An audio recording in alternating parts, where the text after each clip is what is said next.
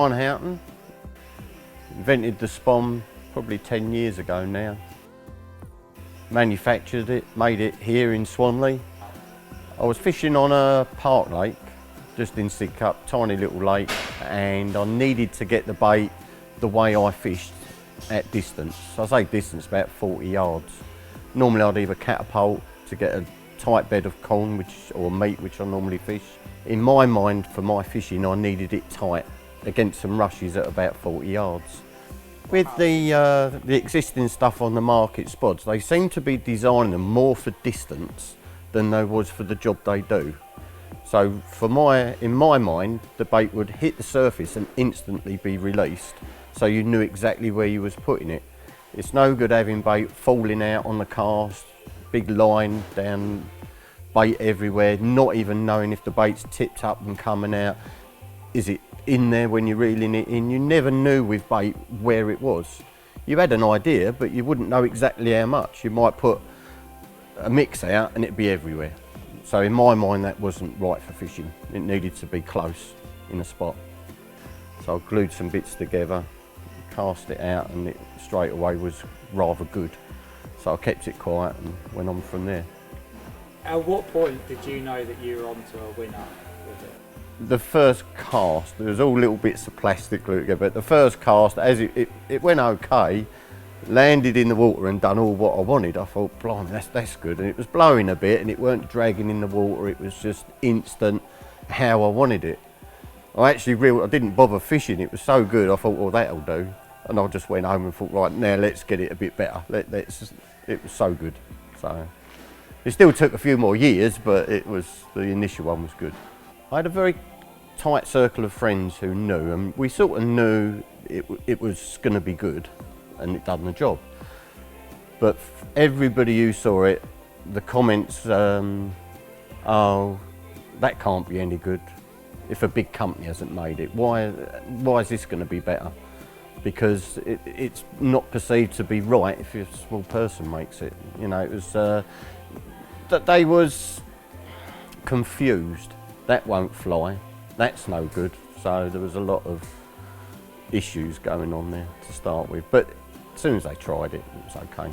Yeah, with the we got the tool made in the UK at a local factory.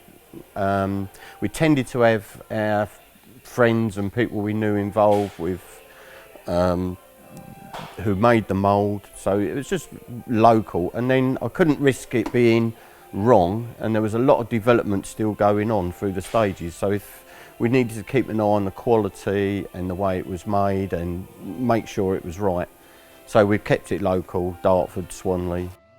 What sacrifices did you make to bring the Spomb out?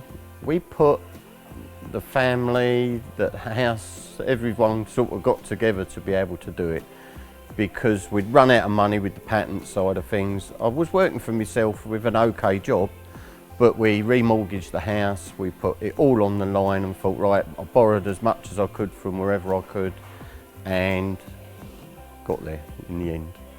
It was all a struggle. I thought after the first sales would be quite good, but after the first 10,000, then you've got to order for 50,000, then you've got to order for more, and the money just keeps going. It doesn't come back straight away.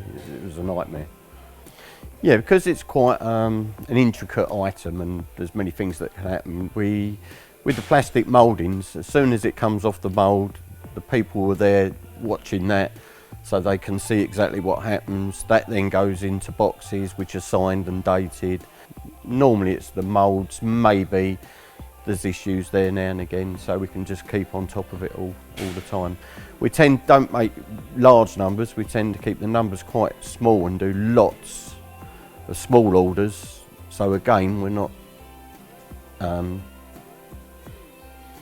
keeping an eye on it, we're keeping an eye.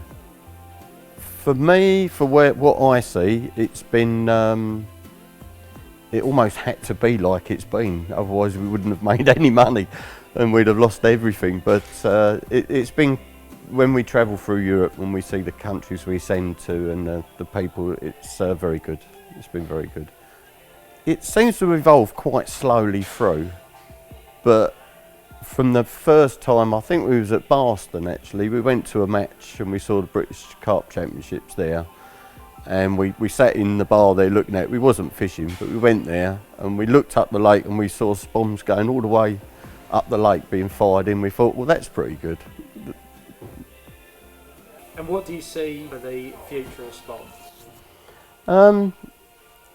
It's nice to be involved still, and with regards to fox, and hopefully we can find things and maybe progress and take things further even.